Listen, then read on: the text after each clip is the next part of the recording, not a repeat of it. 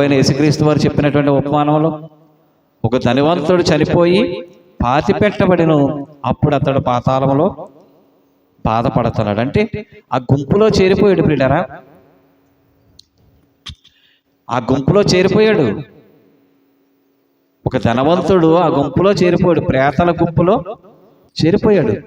ఎందుకంటే వివేక మార్గము విడిచి తిరిగాడు. ఏం చేశాడు? 17వ వచనంలో చూడండి ఒకసారి. సుఖభోగముల యందు వాంఛగలవానికి లేమి కలుగును, ద్రాక్షరసమును నూనెను వాంఛించేవానికి ఐశ్వర్యం కలగదు. ఇక్కడ ఏంటంటున్నాడంటే నూనె ద్రాక్షరసము, నూనె ద్రాక్షరసం అంటే ఇవి దేనికి గుర్తు అంటే ప్రియులరా, విలాసవంతమైన జీవితాన్ని గడపటానికి గుర్తు ప్రియులరా. ఇవి నూనె అంటే ఏంటి? నూనె అంటే మనం ఇంట్లో వాడుకునే కూరలో ఉపయోగించేటువంటి నూనె అన్న ఉద్దేశంతో కాదండి. ఇక్కడ సుగంధ ద్రవ్యాలు, తైలము అనే పదం వాడతాడు చూసారా. తైలము, తైలం అంటే ఏంటి? తైలం అంటే నూనె. చాలా రకాల నూనె పదార్థాలు ఉన్నాయి. ప్రియమైన దేవుని పిల్లలారా, ఇక్కడ వాడుతున్నటువంటి పదం యొక్క ఉద్దేశం ఏంటంటే ప్రియులారా, విలాసవంతమైన జీవితం, సుఖభోగముల యందు వాంఛగలవాడు ఏం కోరుకుంటాడు? విలాసంగా బ్రతకాలి, సంతోషంగా బ్రతకాలి. ఏమండి అనుకుంటాడు ప్రియులారా. వాడికి ఏం కలుగుతుంది అంటండి? లేమి కలుగుతుంది.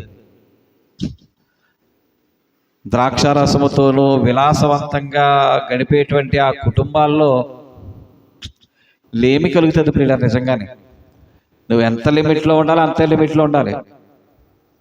అర్థమైందండి? కొంతమంది ఎలా ఉంటారంటే ప్రియులారా, వాళ్ళకున్నదేమో కొంచెము, చేసేదేమో బడా ఎక్కువ ఉంటుంది, ఎక్కువ చేస్తారు కొంతమంది. అర్థమైందా?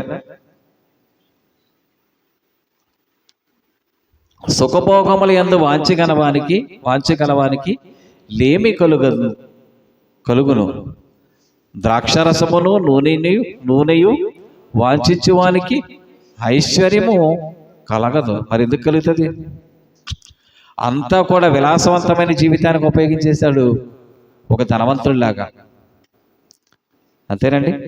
ఒక ధనవంతుడు ఏం చేశాడు? ప్రభువైన యేసుక్రీస్తు వారు చెప్పిన ఉపమానంలో విలాసంగా బ్రతికాడు. అర్థమైందా?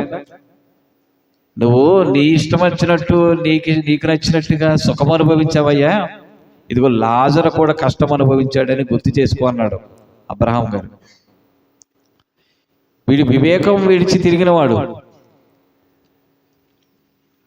అక్కడికి వెళ్ళిపోయాడు, ప్రేతల గుంపులోకి.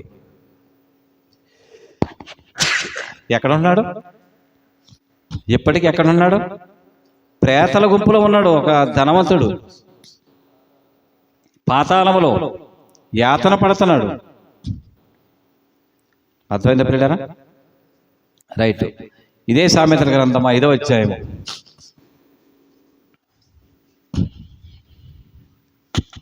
సామెతల గ్రంథం 5వ అధ్యాయము 23వ వచనాన్ని కూడా చదువుతామండి. శిక్ష లేకయే, 5వ అధ్యాయము 23. శిక్ష లేకయే అట్టివాడు నాశనమగును, అతి మూర్ఖుడై వాడి త్రోవ తప్పిపోతాడు. ఏమవుతాడంటండి? త్రోవ తప్పిపోయాడు. అర్థమైందండి? త్రోవ తప్పిపోతున్నాడు అంటే ఎక్కడికి దగ్గర అవుతున్నాడు? ప్రేతల దగ్గరికి వెళ్ళిపోతున్నాడు అనమాట. ప్రేతల గుంపులోకి వెళ్ళిపోతున్నాడు. త్రోవ తప్పిపోయాడు, అతి మూర్ఖుడై త్రోవ తప్పిపోయాడంట. అదవుతుందా ప్రియమైన దేవుని పిల్లలారా? వివేక మార్గం విడిచేటువంటి వాడు గురించి మాట్లాడుతున్నాడండి. సుఖభోగాలు, విలాసవంతమైన జీవితాన్ని అనుభవించే వాళ్ళు కూడా మార్గము తప్పి తిరిగేవాళ్ళేనండి లెక్క. ఎందుకంటే ఈ భూమి మీద ప్రియులారా అనుభవించినట్టుగా ఉండాలంటండి. ఏం చెప్పాడు మనకి? అమితముగా అనుభవించినట్టు. అర్థమైందా? మనకి ఏదో గొప్పగా ఉందనుకుని అతిశయపడకూడదు. ఉన్నా సరే దాన్ని అమితముగా అనుభవించినట్టు ఉండాలి తప్ప నాకేంటి అని గర్వంతో విరవీగామనుకుంటూ ప్రియులారా, ఇదే పరిస్థితి. ఈ ధనవంతుడు విర్రవీగిపోయి ఉంటాడు. అంటే వాడికి ఇష్టమైనట్టు బ్రతికాడు కదా. నీకు ఇష్టమైనట్టు నువ్వు సుఖం అనుభవించావు. ఒక ధనవంతుడు నీకు ఇష్టమైనట్టు నువ్వు సుఖం అనుభవించావు కాబట్టి అందుకు నువ్వు ఇక్కడికి వచ్చావు, ప్రేతల గుంపులోకి. అదే కష్టపడితే ఇక్కడ నువ్వు సుఖం అనుభవించేవాడు, కానీ నువ్వు అలా చేయలేదు అన్నాడండి ఒక ధనవంతుడిని. ప్రియమైన దేవుని పిల్లలారా, వివేక మార్గం విడిచి తిరిగివాడు ప్రేతల గుంపులో కాపురమున్నాడు అన్నాడండి. అదేవిధంగా 8వ అధ్యాయంలో మాట కూడా చదువుతామండి. 8వ అధ్యాయంలో కూడా ఒక మాట మనం చూస్తామండి. చక్కటి మాటలు ప్రియులారా. మనం ఆల్రెడీ చదువుకున్న మాటలేనండి ఇవన్నీ మనం ఆల్రెడీ చదువుకుని వచ్చినటువంటి మాటలే ఇవి. అర్థమైందా ప్రియులారా? ఇవి చదువుకుని వచ్చిన మాటలే, కానీ ఒకసారి గుర్తు చేసుకుంటున్నామండి. 8వ అధ్యాయం 36వ వచనం.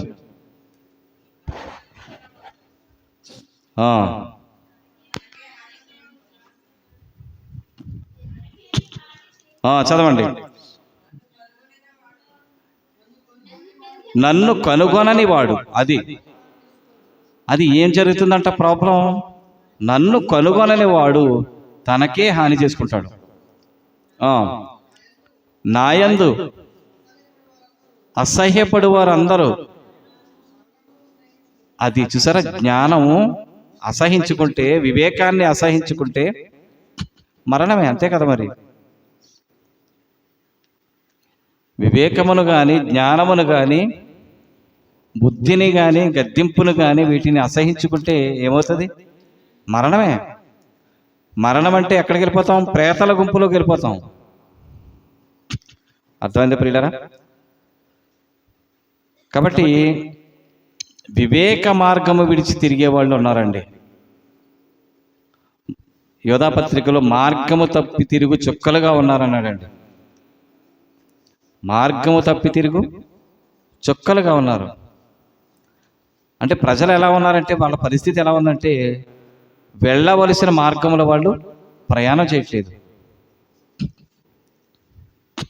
ప్రభువు ఏది నియమించాడో, ఏ మార్గం అయితే నియమించాడో ఆ మార్గంలో ప్రజలు ప్రయాణం చేయట్లేదు ప్రియులారా. అందుకే పాతాళ లోకానికి దగ్గర అయిపోతున్నారు. దేవుడు నియమించిన మార్గము వివేక మార్గం ప్రియులారా. అర్థమైందా? క్రొత్త నిబంధన ప్రకారంగా మనం చూస్తేనండి, ఈ మార్గము వివేక మార్గము ప్రభువైన యేసుక్రీస్తు వారి ప్రియులారా. అర్థమైందా? క్రొత్త నిబంధనలో మనం చూస్తే వివేక మార్గం ఎవరెప్పుడు? ప్రభువైన యేసుక్రీస్తు వారు. అంటే యేసుక్రీస్తు వారిని మనం అనుసరించటం సరైనది. అదే విడిచి తిరిగేవాడు ప్రేతల గుంపులోకి వెళ్ళిపోతాడు. అంటే క్రీస్తుని విడిచి తిరిగేవాడు, క్రీస్తు చూపిన దారిలో నడవకుండా, క్రీస్తు అనుసరించినటువంటి విధానాలను అనుసరించకుండా తిరిగేవాడు తనకే హాని చేసుకుంటాడు. అర్థమైందా ప్రియమైన దేవుని ప్రియులారా? ఇప్పుడు క్రొత్త నిబంధన ప్రకారంగా ప్రభువైన యేసుక్రీస్తు వారిని ఖచ్చితంగా సంఘము ఫాలో అవ్వాలి ఖచ్చితంగా. మరి పౌలు అన్నాడు, నేను క్రీస్తుని పోలి నడుచుకున్నాను. అర్థమైందా? నేను క్రీస్తుని పోలి నడుచుకున్నాను, మీరు కూడా నన్ను పోలి నడుచుకోండి. అంటే టోటల్గా ఎవరిని పోలి నడుచుకోవాలి? క్రీస్తుని పోలి నడుచుకోవాలి. అర్థమైందా? క్రీస్తుని పోలి నడుచుకోవాలి. మీరు కూడా క్రీస్తుని పోలి నడుచుకోండి, నా వలే మీరు నడుచుకోండి అన్నాడండి. అర్థమైందా? ఇందులో సుఖభోగాలు ఉండవు, శ్రమ ఉంటుంది, విలాసవంతమైన జీవితం ఉండదు. అర్థమైందా? విలాసవంతమైన జీవితం ఉండదు ప్రియులారా. ఇది ఇక్కడ విలాసవంతమైన జీవితాన్ని కలిగి ఉంటే అక్కడ ఆనందాన్ని కోల్పోతాం. మనందరికీ తెలిసి మాటలు. ఇక్కడ విలాసవంతమైన జీవితాన్ని కోరుకుంటే అక్కడ ఆనందాన్ని మనం కోల్పోతాం ప్రియులారా. ఇక్కడ కష్టాన్ని కోరుకుంటే ప్రభువు కోసం నేను ఎంతైనా పని చేస్తాను, కష్టపడతాను అని నిర్ణయించుకుంటే ఆ పనికి తగిన ప్రతిఫలం పరలోకంలో గొప్ప ఆనందాన్ని దేవాది దేవుడు మనకి కలిగిస్తాడు ప్రియమైన దేవుని ప్రియులారా.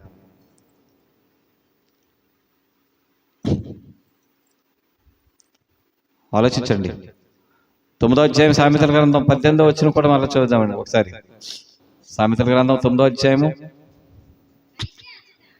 18వ వచనం. అయితే అచ్చట ప్రేతలున్నారని దాని ఇంటికి వెళ్ళివారు పాతాళ కోపములో ఉన్నారనియు వారికి ఎంత మాత్రం తెలియలేదంటండి. అంటే ఎందుకు తెలియలేదు వీళ్ళకి? వాళ్ళు నడుస్తున్నటువంటి మార్గం సరైందే అనుకుంటున్నారు వీళ్ళు. అర్థమైందా? వీళ్ళు వెళుతున్నటువంటి మార్గమే సరైంది అనుకుంటున్నాడు, వాళ్ళ ప్రవర్తనే సరైంది అనుకుంటున్నారు. కానీ అది పాతాళానికి వెళ్ళిపోతుందనే విషయం వాళ్ళకి అర్థం అవట్లేదంటండి. ఒకని దృష్టికి తన మార్గం ఎలా కనబడుతుందంట? సరైనదిగా కనబడుతుందంట. తుదకది మరణానికి దారి తీస్తుందంట ప్రియులారా. అదే కదండి, మరణానికి దారి తీస్తుంది. మనకు నచ్చినట్టుగా మనం బ్రతకడం కాదు, ఇదే సరైంది అనుకుని మనకు నచ్చినట్టుగా మనం బ్రతకడం కాదు. ప్రభువు ఏం చెప్తున్నాడు ఆ విధంగా బ్రతకడమే గొప్ప విషయం. రైట్. ఇక సామెతల గ్రంథము అది 21వ అధ్యాయం 18వ వచనం. నీతిమంతుల కొరకు భక్తిహీనులు ప్రాయశ్చిత్తమగుదురు, యథార్థవంతులకు ప్రతిగా విశ్వాసఘాతకులు కూలిపోతారంటండి. చూసారా? వారి ప్రతిగా.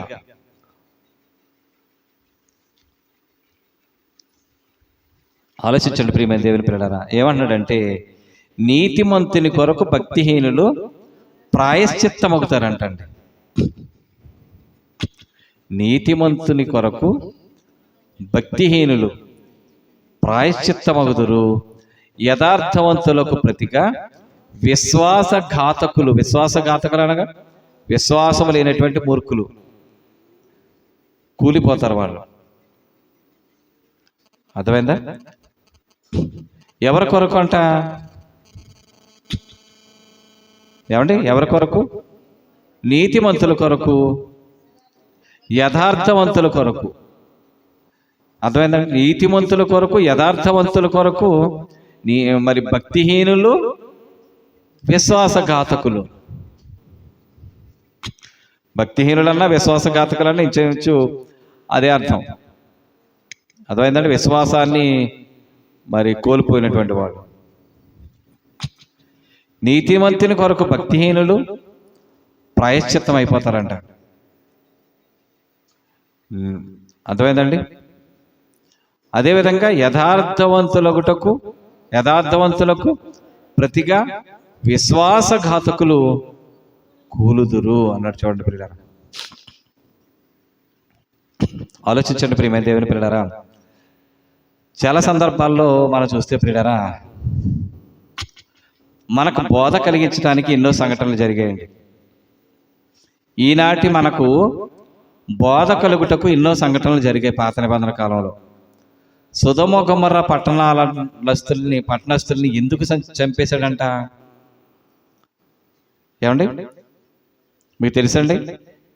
మరి సొదొమ గొమొర్రా పట్టణాలలోని ప్రజలను ఎందుకు చంపేశాడు? అగ్నిగంధకాలు కురిపించి యుగాంతమందున్న మనకు బుద్ధి కలుగుటకు అని రాయబడిందండి. అర్థమైందా? అంటే వాళ్ళకి నాశనము కలిగి మనకు పాఠం చెప్తున్నాడు. అర్థమైందా? మనకు పాఠం చెప్తున్నాడు ప్రియమైన దేవుని పిల్లలారా. ఒకనాటి నోవహ కాలంలోని ప్రజలు ఎందుకు మరణించారు? పాత నిబంధన కాలంలో ఎందరో మరణించారు. మరి ఎన్నో పనిష్మెంట్లు వాళ్ళు పొంది తప్పు చేసి మరణించారు. ఎందుకు మరణించారు అంటే యుగాంతమందున్న మనకు బుద్ధి కలుగుటకు. వారు ఆశించారు, మీరు ఆశించకూడదు. వారు ఆశించి చచ్చిపోయారు, వాళ్ళు వ్యభిచరించి చచ్చిపోయారు, మీరు అలా ఉండకూడదు. ఇవన్నీ ఎందుకు జరిగాయని చెప్పాడంటే కొరింథీ పత్రికలో మనకు తెలుసు. కొరింథీ పత్రికలోనే యుగాంతమందున్న మనకు బుద్ధి కలుగుటకే వ్రాయబడిను అన్నాడండి. 6వ అధ్యాయం 1 కొరింథీ. ఓకే ప్రియులారా, యుగాంతమందున్న మనకు బుద్ధి కలగటానికంటండి అవన్నీ జరిగాయి. అర్థమైందా? ఇక్కడ చూడండి, నీతిమంతుని కొరకు భక్తిహీనులు ప్రాయశ్చిత్తం అయిపోయారంట. ఈరోజు మనకు బుద్ధి కలగడానికి అలా జరిగిపోయిందనమాట అండి. అర్థమైందా? యథార్థవంతులకు ప్రతిగా విశ్వాసఘాతకులు కూలుదురు అన్నాడు. రైట్. ఇక 19వ వచనంలో ప్రాణం విసిగించేటువంటి జగడగొండి దానితో కాపురము చేయుట కంటే అరణ్య భూమిలో నివసించుట మేలంటండి. 9వ వచనంలోనేమో 9వ వచనంలో, ఇదే అధ్యాయం 9వ వచనంలో, గయ్యాలితో పెద్ద ఎంట ఉండుట కంటే మిద్దె మీద ఒక మూలను నివసించడం మేలంటండి. ఇక్కడ ఇంకా కఠినమైన పదం, ఇది కఠినమైన మాట అండి. 19వ వచనం ఇంకా కఠినమైన మాట అన్నమాట ఇది. ఒకసారి ఆలోచించండి. ప్రాణము విసిగించు జగడగొండి దానితో కాపురము చేయుట కంటే అరణ్య భూమిలో నివసించడం మేలంటే. అరణ్య భూమిలో ఏముంటాయండి? అసలు తాగడానికి నీళ్ళు ఉంటాయా? ఏముంటాయి ఏమండి? ఏముండవు. చాలా ఇబ్బంది పడాలి అరణ్యం. అర్థమైందండి? ఎడారి భూములు, ఆ ప్రాంతాలు చూస్తే ప్రియులారా ఏముంటాయి? ఏముండవు కదండి. అక్కడికి వెళ్ళిపోయి ఉండటం బెటర్ అన్నాడండి. ఏమండి? ప్రాణము విసిగించే జగడగొండి దానితో కాపురము చేయుట కంటే అరణ్య భూమిలో నివసించుట మేలు అన్నాడండి. చూసారా పిల్లరా? అంటే బాగా చదివేశాడండి. ఎవరో సొలొమోను గారు. అర్థమైందా? బాగా చదివేశాడు. కొందరు స్త్రీల లక్షణాలు ఎలా ఉంటాయో ఆయన బాగా చదివేశాడండి. అనుభవపూర్వకంగా తెలుసుకున్న మరి రాస్తున్నటువంటి మాటలు ఇవి నిజంగా. అర్థమైందా? నిజంగా అలాంటి వాళ్ళు ఉంటారండి. ఉండరా లోకంలో? ప్రాణం విసిగించేసి వాళ్ళు, ప్రతిదానికి గొడవలు, చిన్న చిన్న విషయాలకు కూడా గొడవలే. ప్రాణం విసిగిపోయి వాడు ఏం చేయాలైతేని అరణ్య భూమిలోకి వెళ్ళిపోవాలి ఎక్కడుండే కంటే. అంతేనా పిల్లరా? ఇవి చెప్తున్నాడు అని అంటే మనలో కూడా ఏమన్నా లోపం ఉందేమో దిద్దుకుంటామని చెప్తున్నాడండి. అంతే కదా? దిద్దుకోవాలి పిల్లరా. అదేవిధంగా 20వ వచనంలో కూడా ఏమంటున్నాడంటే, ఇందాక మనం 17వ వచనంలో చెప్పుకున్నాం మాట. ఏమండి? 17వ వచనంలో మాట చదువుకున్నాం. అదేంటి? సుఖభోగముల యందు వాంఛ కలవానికి లేమి కలుగును, ద్రాక్షారసమును నూనెను వాంఛించువానికి ఐశ్వర్యము కలుగదు. విలాసవంతమైన జీవితాన్ని గడపాలనుకుంటే ఇక ఐశ్వర్యం ఎక్కడ ఉంటుంది? అర్థమైందా ప్రియులారా? కూర్చొని తింటే అంట కొండలు కూడా తరిగిపోతాయంట. కూర్చొని విలాసవంతంగా గడిపితే ఉన్నవన్నీ ఉంటాయా? ఉండవు. ఇక్కడ చెప్తున్నాడు 20వ వచనం, విలువ గల ధనమును నూనెయు జ్ఞానుల ఎంట నుండును, బుద్ధిహీనుడు దానిని వ్యయపరచును. వాడు ఏం చేస్తాడు? బుద్ధిహీనుడైతే వ్యయపరుస్తాడు, బుద్ధి గలవాడైతే దాన్ని వాటిని ఎలాగ ఉపయోగించుకోవాలో ఉపయోగించుకుంటాడు. విలువ గల ధనము, అర్థమైందా? ఇప్పుడు నూనె, తైలం దేనికి ఉపయోగించేవారు? ఒకప్పుడు ఒలీవ తైలం తీసుకుని భక్తులను అభిషేకించేవారండి. అభిషేకానికి ఉపయోగించేటువంటి తైలం అది, అర్థమైందా? అభిషేకానికి ఉపయోగించేటువంటి తైలం ఈ నూనె. అదే బుద్ధిహీనుడు అనుకోని దేనికి ఉపయోగించుకుంటాడు? అర్థమైందా? సెంట్ అంత వాడు రాసుకుని, అంటే కొంత గొప్ప చేయడానికి కొంత రాసుకునే వాళ్ళు ఉంటారండి, అర్థమైందా మీకు? కానీ ఈ నూనె ఒకప్పుడు దేనికి ఉపయోగించేవారు? అభిషేకానికి వాడారండి. అభిషేకానికి పరిమళ తైలం, పరిమళ తైలం. మరి ఐక్యతను కూడానండి, ఐక్యతను చెబుతూ, ఐక్యతను గురించి మాట్లాడుతూ, సహోదరులకు ఐక్యత కలిగి ఉండుట ఎంత మేలు అంత మనోహరం అని చెప్పి, అది తల మీద పోయబడి అహరోను గడ్డం మీదుగా కారి తన అంగీల అంచు వరకు దిగజారిన పరిమళ తైలం అన్నాడు. చూసారా? పరిమళ తైలం. బుద్ధి గలవాడైతే, జ్ఞానము గలవాడైతే ఎలా ఉపయోగిస్తాడు? బుద్ధిహీనుడు ఏం చేస్తాడు? దాన్ని వ్యయపరుస్తాడు, వ్యయపరచును. అర్థమైంది ప్రియులారా? విలువ గల ధనమును నూనెయు జ్ఞానుల ఎంట నుండును. ఏమన్నా అందరూ వింటున్నారు కదా?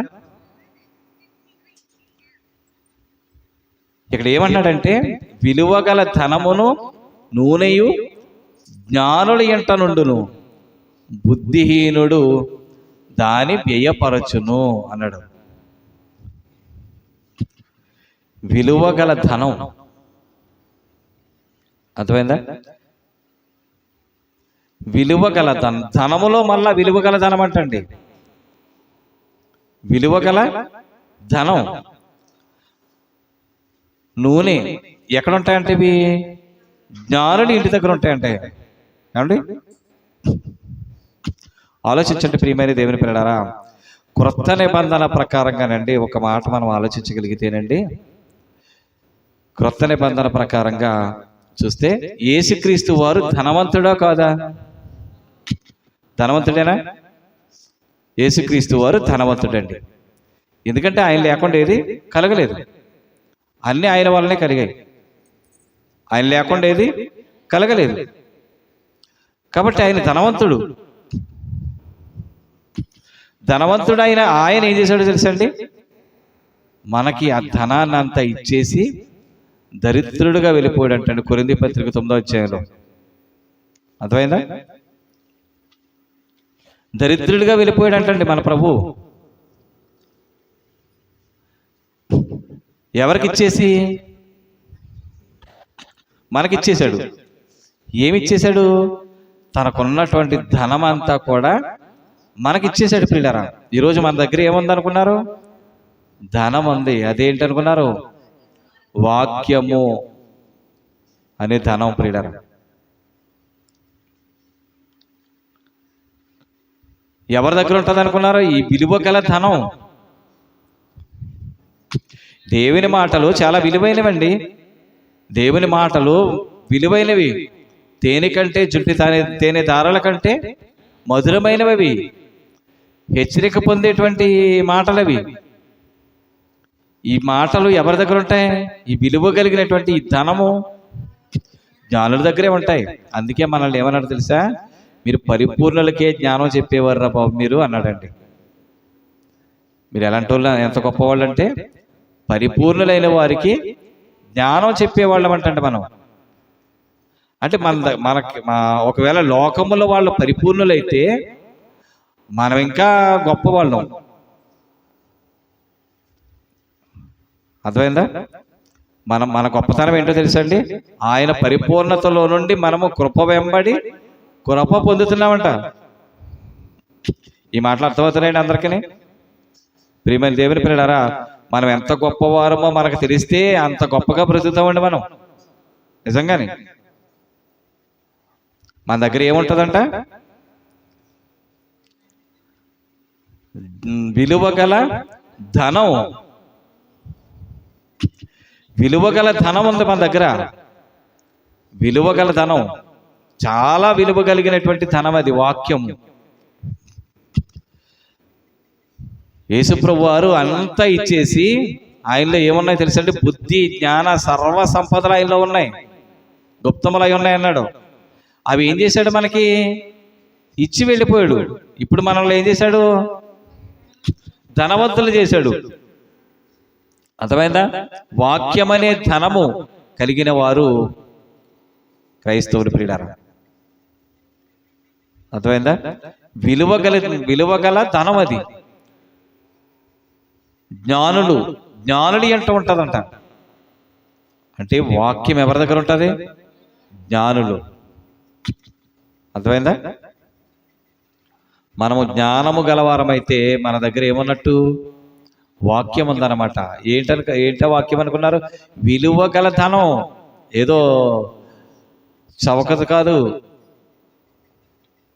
విలువ గల ధనం ఉంది మన దగ్గర. అది అలాంటి ధనాన్ని బుద్ధిహీనుడు ఏం చేస్తాడు? వ్యయపరుస్తాడు. బుద్ధిహీనులు ఏం చేస్తున్నారు? వ్యయపరుస్తున్నారండి, ఖర్చు చేసేస్తున్నారు, వేస్ట్గా అయిపోతుంది. యేసుప్రభు వారు చెప్పారు, పందుల ముందు వేయకండిరా బాబు మీ ముత్యాలని. ఏమండి? పందుల ముందు మీ ముత్యాలు వేయకండి, ఎందుకంటే అవి తొక్కేస్తాయి. తొక్కడమే కాదు, మనల్ని కూడా చీల్చేస్తాయి అన్నాడు ప్రియులారా. బుద్ధిహీనుడు ఏం చేస్తాడు అనుకున్నారు? అలా పాడు చేస్తాడండి జ్ఞానాన్ని. ఈ జ్ఞానమును మనం ఒక వ్యక్తి యొక్క మార్పుకు మనం ఉపయోగించాలి ప్రియులారా. దీన్ని వేస్ట్గా వృధా చేయకూడదు ప్రియులారా. విలువ కలిగినటువంటి వస్తువులను మనం ఏం చేస్తాం? భద్రంగా భద్రపరుచుకుంటాం, అంతేనా? ఎక్కడ పడితే అక్కడ పడేయం. విలువ గల వస్తువుల్ని, డబ్బు ఎక్కువగా ఉందనుకుంటే అది కూడా చాలా జాగ్రత్తగా పెడతాం, ఎక్కడ పడితే అక్కడ పెట్టాం. ఆ విలువ తెలుసు మనకి. వాక్యము విలువ తెలియని వాళ్ళు కూడా ఉన్నారు. అర్థమైందా? వాక్యం విలువ తెలియని వాళ్ళు వాళ్ళు డబ్బు కొరకు ఈ జ్ఞానాన్ని వినియోగించే వాళ్ళు కూడా ఉన్నారండి. అర్థమైందా? ధనాన్ని సంపాదించడానికి ఈ జ్ఞానాన్ని బోధించే వాళ్ళు లేరా? ధనాన్ని సంపాదించడమే చేయంగా పెట్టుకొని, ఏమండి, ఈ జ్ఞానాన్ని వినియోగించే వాళ్ళు ఉన్నారు. మీరు అర్థం చేసుకోవాలి ప్రియులారా. మనం ఈ వాక్యాన్ని బట్టి మన బ్రతుకులు మార్చుకోవాలి తప్ప దీనిని ఉపయోగించుకొని, దీన్ని అడ్డం పెట్టుకొని ఏదో లోక సంబంధమైన ధనాన్ని సంపాదించుకోవడానికి కాదు ప్రియులారా, ప్రయాసపడకూడదండి. అర్థమైందా? విలువ గల ధనమును నూనెయు జ్ఞానులు ఎంట నుండును, బుద్ధిహీనుడు దాన్ని వ్యయపరచును. అర్థమైందా? తర్వాత ఏమన్నాడంటే, నీతిని కృపను అనుసరించేవాడు జీవమును నీతిని ఘనతను పొందును. ఎంత అద్భుతమైన మాట అండి ఇది. అర్థమైందా? బుద్ధిహీనుడైతే దీన్ని వ్యయపరుస్తాడు, ఈ జ్ఞానాన్ని డబ్బు కోసం పనిచేస్తుంటాడు. నీతిని కృపను అనుసరించువాడు, నీతిని కృపను యథార్థముగా నీతిగా బ్రతికినటువంటి వాడు. కృపయు సత్యము యేసుక్రీస్తు వలనే కలిగింది. అర్థమైందా? నీతి కూడా ఆయన వల్లనే కలిగింది. ఆయన మూలంగానే మనం నీతిమంతులం అవుతున్నాం. అర్థమైందండి? ఎవరి దయ వలన మనం నీతిమంతులం అవుతున్నారు అనుకున్నారు? మన గొప్పతనం వల్ల కాదు, క్రీస్తు రక్తము వలన, క్రీస్తు యొక్క దయ వలన, ఆయన కృప వలన.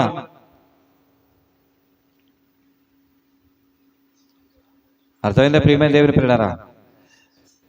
బుద్ధిహీనుడైతే దాన్ని ఇలా వేస్ట్గా చేస్తాడు. నీతిని కృపను అనుసరించేవాడు జీవమును నీతిని ఘనతను పొందుతాడు. చూసారా పిల్లారా? జీవమును నీతిని ఘనతను పొందును అన్నాడు. చూడండి పిల్లారా, ఎవరు? నీతిని కృపను అనుసరించేవాడు.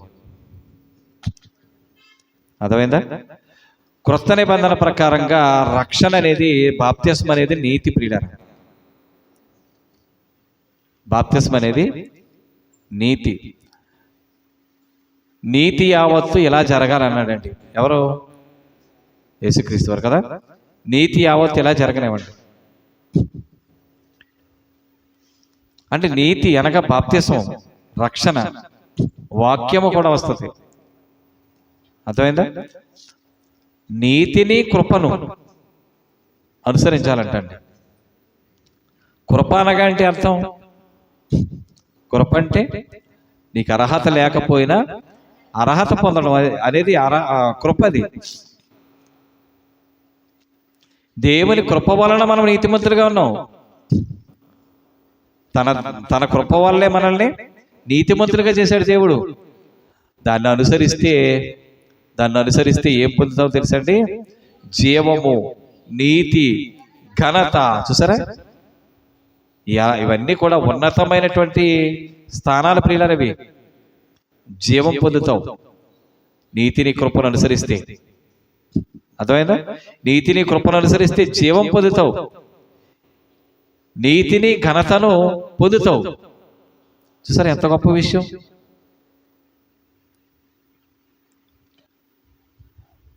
కానీ బుద్ధిహీనుడు ఏం చేస్తాడో తెలుసండి? వ్యయపరుస్తాడు.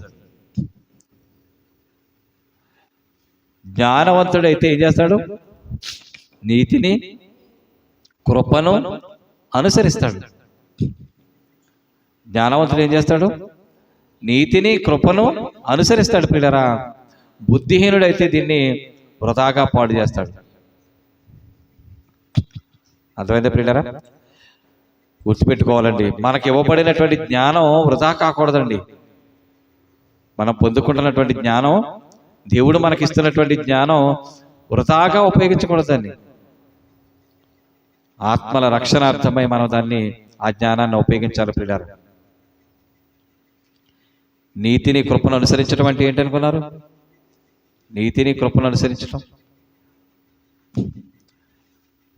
నీతి, ఆయన నీతి, కృప మనకిచ్చినటువంటి అర్హత. ఏమండి? దేవుడిచ్చినటువంటి ఆ నీతిని కలిగి, నీకు అర్హత లేకపోయినా అర్హత ఇచ్చాడే, అర్హతను దృష్టిలో పెట్టుకొని నువ్వు బ్రతకాలి. అదే మనకు నేర్పిస్తున్నాడండి. నీతిని కృపను అనుసరించడం అంటే ఏంటనుకున్నారు? నిన్ను నీతిమంతుడిగా చేశాడు. ఆ నీతిని కలిగి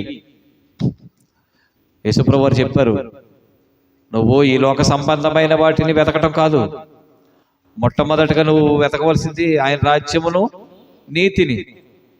ఆ నీతిని కలిగి, కృపను కలిగి, ఆ కృపను అనుసరించి నడిస్తే జీవం ఉంది నీ ముందు, ఘనత కూడా ఉంది. అర్థమైందా? జీవం ఉంది, ఘనత ఉంది, నీతి ఉంది. నీతిని అనుసరిస్తే, నీతిని కృపను అనుసరించి నడుచుకుంటే, చూసారా ఎంత గొప్పగా మనల్ని దేవుడు చూడాలనుకుంటున్నాడు అనేది మనకి దేవుని మనసు అర్థం అవ్వాలండి. మనకి అది అర్థం అవ్వకపోతే చాలా కష్టమండి. నిజమే కదా? దేవుని మనసు అర్థం అవ్వకపోతే ఎలాగా? మనల్ని మన ప్రభు అయిన యేసుక్రీస్తు వారు తనకున్న జ్ఞానం అంతా కూడా, తనకున్నటువంటి ఆ ధనం, జ్ఞానమైనటువంటి ఆ ధనం అంతా కూడా మనకిచ్చి వెళ్ళిపోయాడు ప్రియులారా. మనం ఏమవ్వాలి ఇప్పుడు? జ్ఞానము కలిగి నీతిని కృపను అనుసరించాలి ప్రియులారా. అలా అనుసరించగలిగితే మనకి జీవం ఉంది, నీతి ఉంది, ఘనత ఉంది అనేది దేవుడు తెలియజేస్తున్నాడు. కాబట్టి అటువంటి గొప్ప స్థితిలోనికి మనము వెళ్ళేటువంటి వారిగా మన ప్రవర్తన సరిదిద్దుకుందాం ప్రియులారా. మార్గం తప్పి తిరిగితే ప్రేతల గుంపులో కాపురం అన్నవారు అవుతాం. ఇదిగో జ్ఞానాన్ని కలిగి ఉంటే ఏమండి, నీతిగా నువ్వు బ్రతకగలిగితే, కృపను అనుసరించి నడవగలిగితే జీవం ఉంది, నీకు ఘనత ఉంది, నీతి కూడా ఉంది. కాబట్టి అట్టి గొప్ప విధంగా మనం బ్రతకాలని హృదయపూర్వకంగా ఆశిస్తూ ఈ మాటలు ముగిస్తున్నాను. ఓపికతో ఉన్న మీ అందరికీ క్రీస్తు పేరట హృదయపూర్వకమైన వందనాలు తెలియజేస్తూ ఈ మాటలు మనందరి విగిల్లో దేవుడు ఫలింపచేయునుగాక.